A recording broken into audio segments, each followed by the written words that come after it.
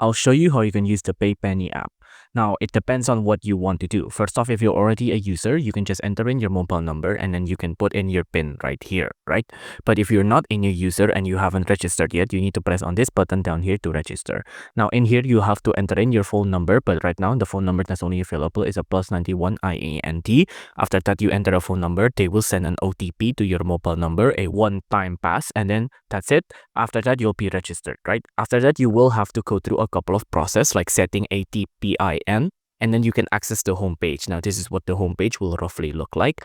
After that, you will have to go through a couple of KYC process, like users can initiate a KYC process directly from the homepage, ensuring a streamlined and accessible experience. After that, you just have to start adding money. Like after you post a KYC completion, you can effortlessly navigate the option of adding funds to their account.